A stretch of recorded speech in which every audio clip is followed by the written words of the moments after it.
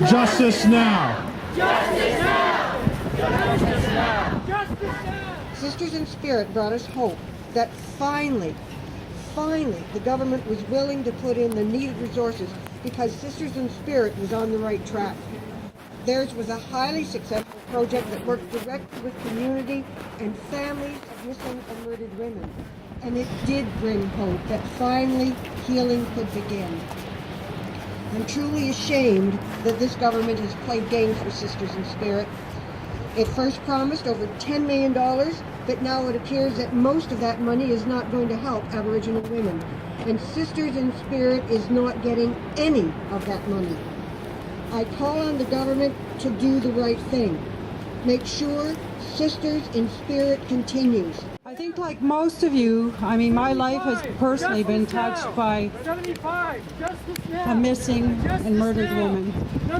It's hard for me to be here today on Valentine's Day. Justice now. It seems more like a Justice now. Remembrance Day than a Valentine's Day to me. 75. Justice now. I'm struck, I think, by these cuts to a really important campaign that empowers women. It's a campaign that helps us help ourselves. I want you to yell out, have a heart, Harper. Have a heart.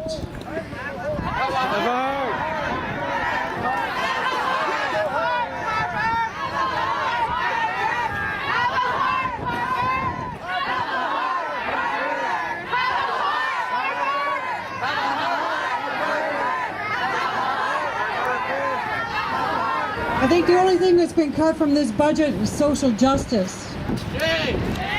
Shame! And I think it's time for this government to grow a heart and reinstate the funding to the Sisters in Spirit campaign. This is sabotage by a fascist government, a misogynistic government or leader who doesn't care about the fact that this problem is not getting better, it's getting worse. And we need to do something. We need to have more Canadians aware of what this problem is really about. This is supposed to be a democracy. This is supposed to be a country where human rights are respected. And it's supposed to be where they are promoted.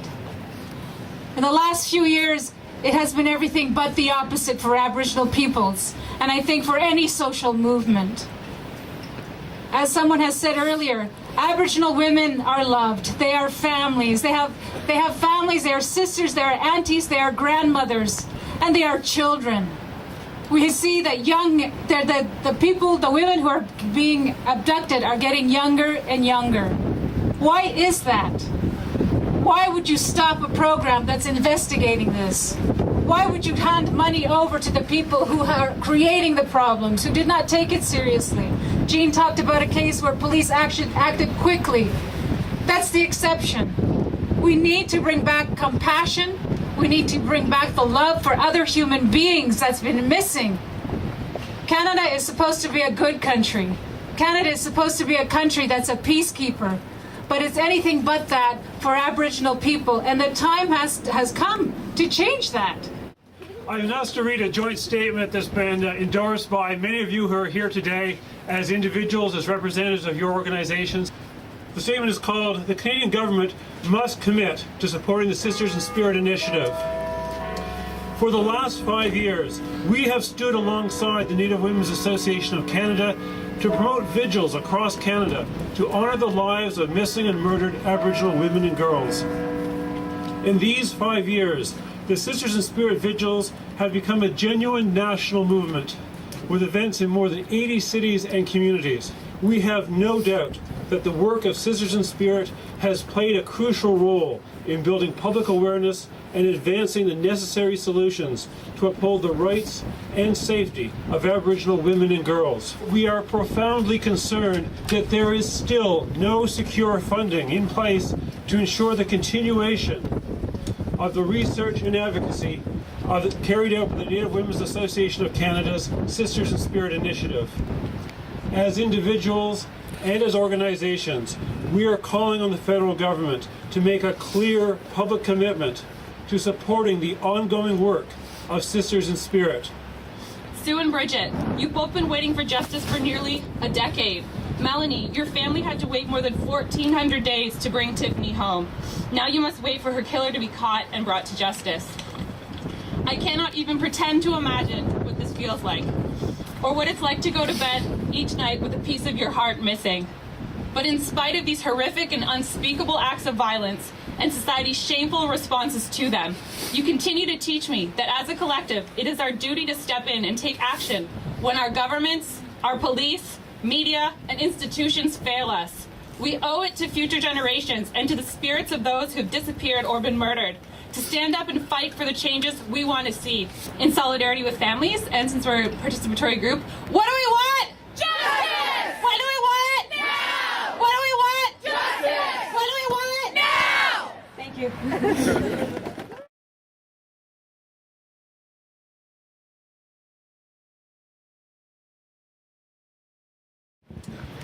Hi everyone, my name is Bridget Tolley.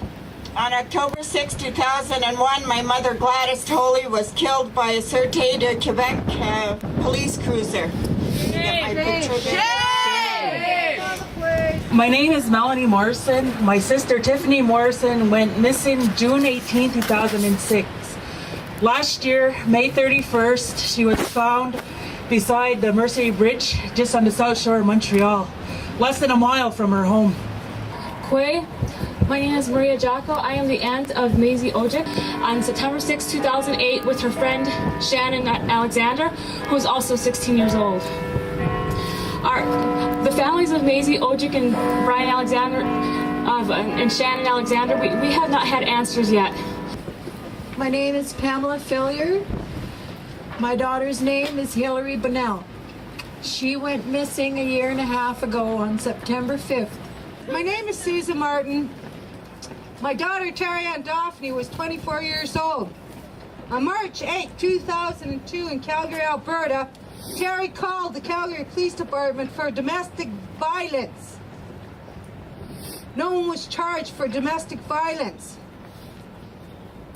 No one was taken away for domestic violence. 52 days later, my baby, who was only 24 years old, with 3 small children, was brutally beaten to death in her home. No forced entry. Nothing taken. Baby's locked upstairs in their bedroom with her mom laying downstairs exposed for 12 hours.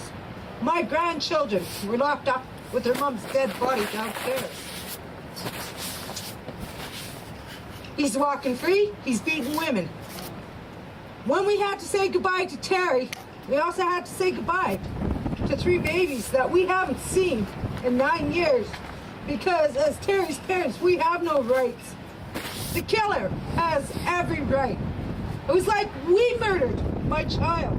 We harmed our loved ones. We're the ones who are interrogated like the criminals for the time being, even if we live 5 provinces away. We're still suspected. I understand that. But when you tell certain authority people what's happening to your grandchildren, and you're concerned about the safety of children, and they're not listening. But yet when I tell my story, and I hate doing this, trust me, if I can save another woman's life, another child's life, telling my child's story, my tragedy, my family's tragedy here across Canada, I'm gonna do it. When my sister went missing, there was no one there to help us get her story out. The local media wouldn't help us. The police didn't take it serious at first. They also decided that, oh, well, she went out and she partied, she'll show up eventually.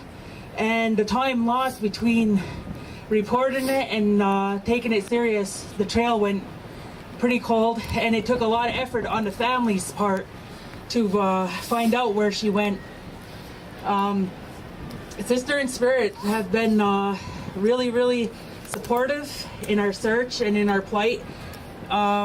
Without them, we would never have gotten my story, my sister's story out there as much as we did. The media never took interest until we started having the support of the Sisters in Spirit. Even though 2 years have went by, more than 2 years have went by, and we have not had any answers, We're not giving up. None of us are giving up. And even for all the 600 Aboriginal missing and murdered women, we're looking for answers, and we have to find those. All our questions have to be answered.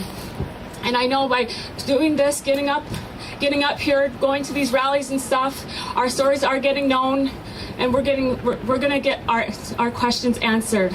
So thank you so much for being here. And I know, like, I'm never, ever gonna give up hope that my niece and her friend are gonna be found. I'm gonna fight until they're found. Our families are gonna have answers. At first, the police kept saying she was a runaway. As a mother, you would know if your child would run away. My daughter would never run away. I know she wouldn't. My community took it upon themselves to go out and search.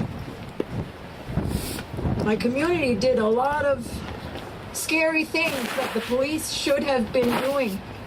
Instead, it was us that was out every night, all night, till the sun would come up. We would search for my daughter. We searched for her in towns. We searched for her in the woods, old military bunkers. We searched everywhere. I told the police from day one who I felt was at fault. But they just didn't pay attention or thought maybe I was an overreacting mother. In the end, it came out that the very man that I thought did it was her cousin. He's going through court right now. He should have never been let out of jail. He was in jail for brutally raping the mother of his children. He was not rehabilitated. Why was he let out? If he would have been kept in jail, my daughter would be here. Drug dealers get more time than rapists and murderers and pedophiles. A man raped a 3-month-old baby. This little girl can never have children. He got 3 months in jail. A man sold exactly 1 pill. He got 3 years. Our government's priorities are very mixed up. I'm not asking for them to give drug dealers less time. You go to a drug dealer of your own free will. You do not get raped, murdered, or molested of your own free will. I'm asking for our government to make a change. Give these people more time. Some people you can't rehabilitate. Don't let them out. Keep our women and our children safe. Leave these monsters behind bars where they belong. The past 9 years I've been searching for answers. It has been a long and difficult journey for justice. I will take as long as it takes. We were optimistic when Sisters in Spirit was mentioned in the 2010 speech to the throne, and the 2010 budget was announced. A $10 million commitment to the issue of missing and murdered Aboriginal women over 2 years.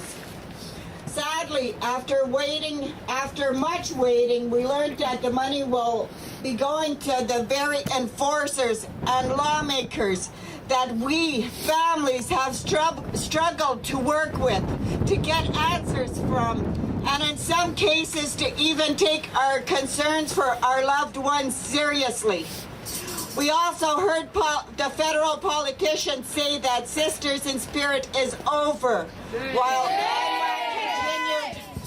We are the families of Sisters in Spirit, and we're here to stay. We're not going nowhere.